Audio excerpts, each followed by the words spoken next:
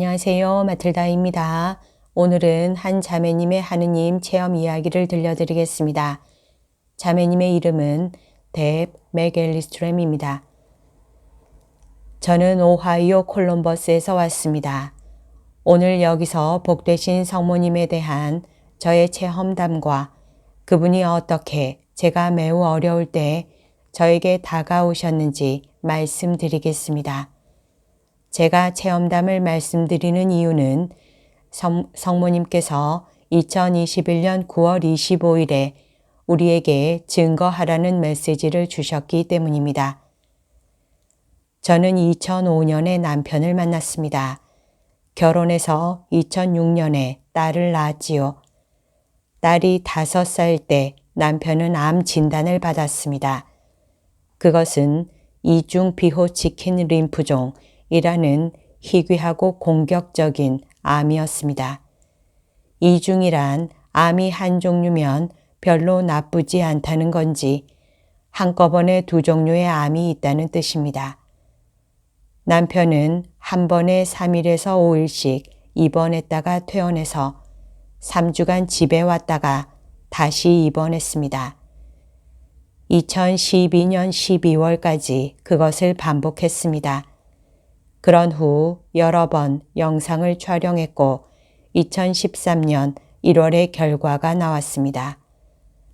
저는 2012년 남편이 치유되는 기적을 달라고 주님께 청하며 기도를 많이 했습니다. 저는 이렇게 기도했습니다. 저는 그렇게 좋은 부모가 못 됩니다.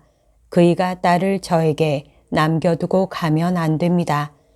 우리가 살아가려면 남편이 필요합니다. 남편에게는 눈에 넣어도 아프지 않은 딸이었습니다.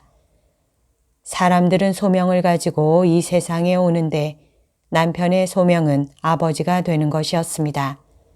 너무 좋은 아버지였고 딸에게 너무도 잘했습니다. 그런데 1차 화학요법 결과가 나왔을 때 좋지 않았습니다. 좋아 보이지 않으니 화학 치료를 계속해야 합니다. 라고 의사는 말했습니다. 저는 너무 불안했습니다. 여러분은 상상도 못할 것입니다. 한밤중에 벌떡 일어나곤 했지요. 전에는 방에서 초조하게 왔다 갔다 하는 사람들을 이해하지 못했는데 이해가 되었습니다. 정신을 집중할 수 없어서 TV도 볼 수 없었고 비디오 게임도 할 수 없었습니다. 새벽 2, 3시에 벌떡 일어나 우리 집 아래층에서 초조하게 손을 쥐어짜며 왔다 갔다 했지요. 극도의 불안감에 사로잡혀서 생각했습니다. 남편이 죽으면 어쩌지? 만약 이렇게 되면, 만약 저렇게 되면. 사람이 암에 걸리면 다른 문제도 생기는 경향이 있습니다.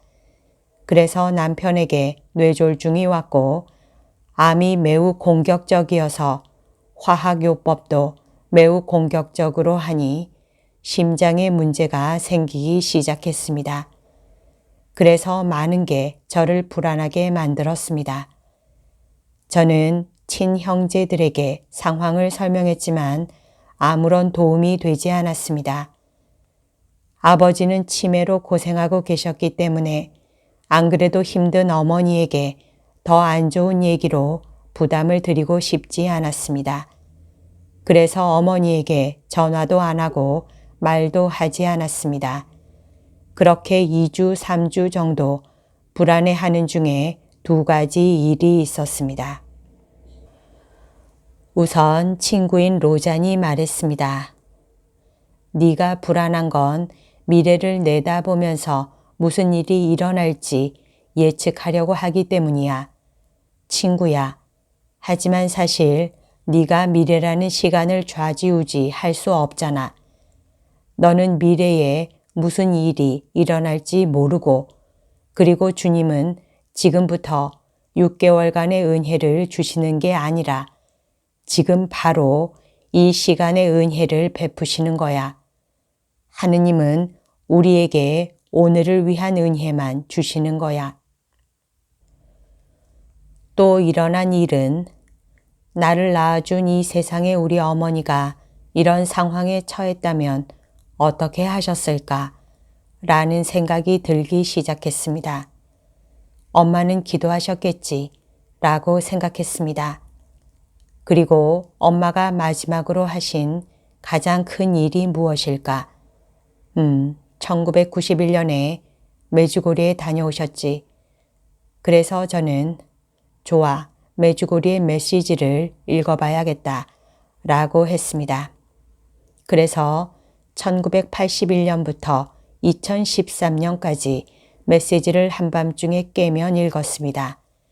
메시지 1개, 메시지 2개, 메시지 25개 식으로. 아무리 오래 깨어 있어도 그냥 복되신 성모님 메시지를 읽었습니다. 그리고 시간이 가면서 천천히 평화를 느끼기 시작했습니다. 저는 보았습니다. 내가 너의 남편을 데려가더라도 난 널 버리지 않을 것이다. 항상 너의 곁에 있을 것이다. 한 번은 어떤 사제가 저에게 이렇게 말했습니다. 주님이 남편을 데려가신다면 그분은 당신 남편이 이 땅에 당신과 함께 있었더라면 해 주었을 부양을 해 주실 겁니다. 주님은 당신 남편을 데려가시기 때문에 당신과 함께 계시면서 돌봐주시며 평화를 주실 겁니다. 이 얘기를 듣고 메시지를 읽으면서 시간은 지나갔습니다. 저는 사실 읽는 것도 잘하지 못합니다. 메시지를 읽으면서 깊은 생각을 하는 사람도 있는데 저는 그게 안 되고 그냥 읽기만 합니다. 읽고 또 읽고 계속 읽었더니 불안이 사라졌습니다. 그래도 여전히 한밤중에 깼고 그러면 점점 더 메시지를 많이 읽었습니다. 메시지를 다 읽는데 한 5달 걸린 것 같습니다. 메시지가 엄청 많습니다. 친언니에게 메시지를 다 읽었는데 이제 어떻게 해야 할지 모르겠고 처음부터 다시 읽어야 하나 라고 하자 언니는 아니 마리아 TV를 보렴 데니스와 캣이라는 프로에서 그들이 메시지를 읽으면 묵주기도 10단을 하고 또 다른 메시지를 읽으면 또 묵주기도 10단을 하더라. 그래서 마리아 TV를 보기 시작했습니다. 저는 2가지를 말씀드리고 싶습니다. 첫 번째는 가장 중요하다고 여겨지는 것인데 저는 6번째 조약돌이 있다고 생각합니다. 복되신 성모님은 조약돌 5을 말씀하십니다. 성경, 마음을 담은 기도, 고해성사, 단식, 성체성사입니다. 이게 5개의 조약돌이지요. 하지만 6번째 조약돌이 있습니다. 성모님은 6번째 조약돌이 있다고 전혀 말씀은 하지 않으십니다. 6번째 조약돌은 성모님 메시지이니까요. 여러분이 불안할 때 그 메시지를 읽으면 평화, 즉 모든 이해를 뛰어넘는 평화를 주십니다. 성경을 읽을 때 느끼는 평화, 성체를 받자마자 예수님과 단둘이서 예수님과 친교를 나눌 때 얻는 평화, 고해성사를 본 후에 찾아오는 평화입니다. 메시지를 쭉 읽어 내려가면 평화가 찾아올 것입니다. 그리고 빠들의 비유처럼 깊이 생각하지 않아도 됩니다. 저도 확실히 그렇게는 못합니다. 메시지를 그냥 읽으세요. 저는 메시지가 6번째 조약돌이라고 생각합니다. 복되신 성모님은 늘 우리 주님과 함께 천상에 계시니 성모님이 우리에게 어떤 말씀을 주시든 우리를 위해, 우리 구원을 위해 주십니다.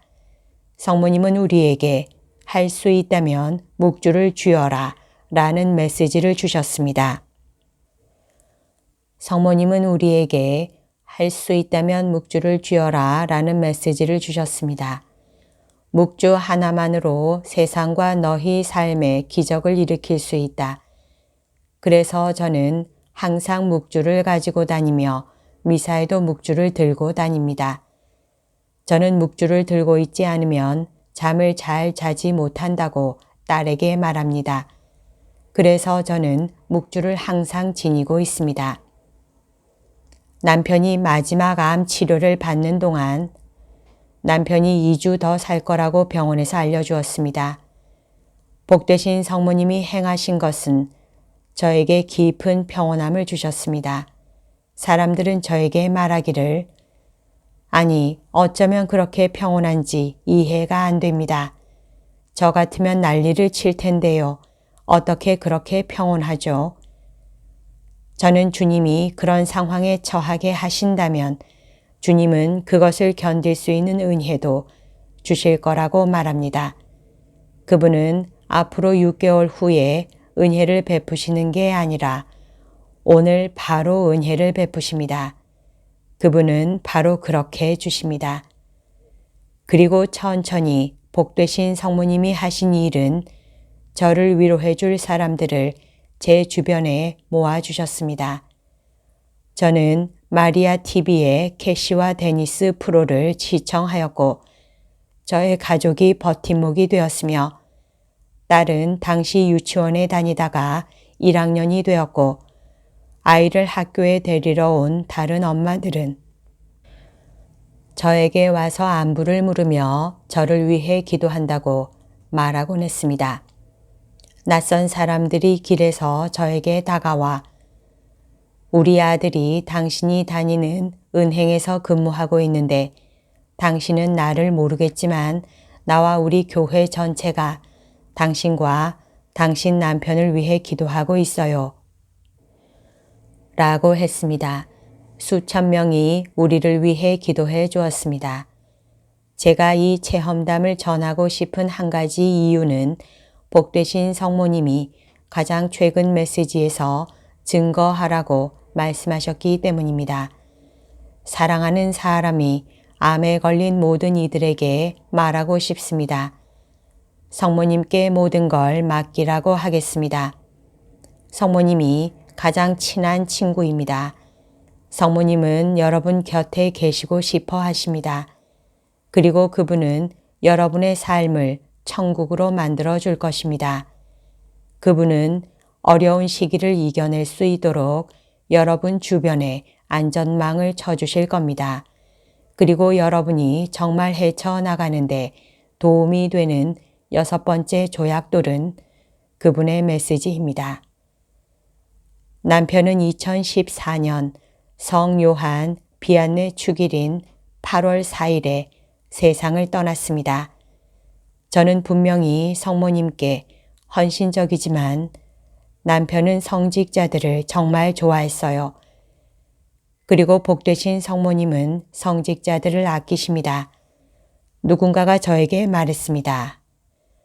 남편께서 성모님이 태어나신 8월 5일에 돌아가셨으면 좋았을 텐데요. 그러자 다른 누군가가 말했습니다. 성모님은 본인의 생일에 신경 쓰지 않으십니다. 그분은 사제를 아끼십니다. 당신은 복되신 성모님에게 헌신적이지만 복되신 성모님은 사제들을 아끼십니다. 저는 사제들의 수호성인 요한 비안네 축일에 무척 강한 인상적인 그 말을 듣고 남편이 천국에 있다는 걸 알게 되어 큰 평화를 얻었습니다. 그날은 주일이었고 아침 7시 30분에 미사에 가서 기도했습니다. 주님, 남편이 당신과 함께 있는지 알려주십시오. 어떤 식으로든 당신과 함께 있다고 말씀해 주세요. 영성체 후 마음속으로 감시를 올려다보고 싶은 생각이 들었습니다. 남편은 무엇보다 웃는 걸 좋아했어요. 감시를 바라보자 남편이 그냥 웃으며 말하는 걸 보았습니다. 모든 게 괜찮아. 지금 아주 좋아. 당신도 여기 빨리 오고 싶어서 안달이 날걸. 여기 아주 좋다니까. 그래서 항상 그 말을 기억합니다. 그건 주님이 지금 남편이 주님과 함께 있다고 말씀하신 겁니다. 남편은 천국에 있고 우리를 계속 지켜보고 있습니다. 저는 목걸이를 하고 그이의 결혼 반지를 항상 끼고 다닙니다. 그이가 세상을 떠난 지 9년이 다 되어 가는데 하루도 그이를 생각하지 않는 날이 없습니다. 그런데 남편이 세상을 떠난 직후 라디오를 듣고 있었지요.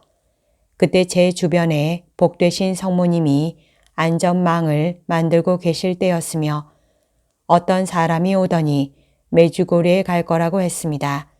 그런데 저는 이렇게 생각했습니다. 방금 남편을 떠나보냈는데 나는 메주고리에 못 가지. 그러자 그녀는 우리 9월 23일에 갈 거예요 라고 했습니다. 그날은 빠드레 비오 축일이자 제 생일입니다. 그래서 좋아 나도 가야지 라고 생각했지요. 데니스와 캐시 프로를 보다가 이런 말을 들었습니다. 우리는 메주고리에 갈 것입니다. 9월 23일에 거기 있을 겁니다. 만약 여러분이 우리를 만나고 싶다면 같이 만나요. 우리는 거기에 도착했습니다. 저는 캐시와 데니스에게 전화해서 저 메주고리에 있어요 라고 했지요. 그리고 성야고보 성당 앞에 있는 성모상 앞에서 그들을 만났습니다. 마치 부모님을 만난 것 같았습니다. 그들은 바로 안아주었습니다. 바로 그날 비츠카의 할머니가 갖고 있던 성모상이 빛나기 시작했습니다.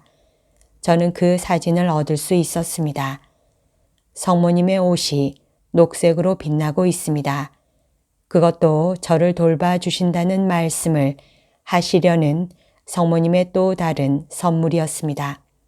빠드레 비오도 분명 관련이 있을 거라고 생각합니다.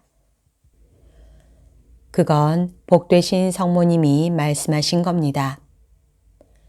내가 여기 너와 함께 있고 너를 혼자 내버려 두지 않겠다. 난 여전히 너의 주위에 안전망을 치고 있으며 여전히 너를 사랑한다. 그리고 여전히 너를 내 딸로 생각하고 너에게 가까이 가고 싶다. 내가 너의 곁에 있으니 너는 뭐든지 할 수 있다는 걸 알기 바란다. 저의 체험담은 여기까지입니다. 성모님이 저를 위해 해주신 모든 것에 감사드리고 멋진 예쁜 딸을 주신 것에 대해서도 감사드리고 싶고 감사합니다. 여기까지가 오늘 들려드릴 내용입니다. 이 글은 평화의 모우 사도에서 나오는 잡지 평화 2022년 1월호, 2월호에 실려 있습니다. 오늘도 하느님의 뜻 안에서 서로 사랑하는 하루 보냅시다. 사랑합니다. 축복합니다.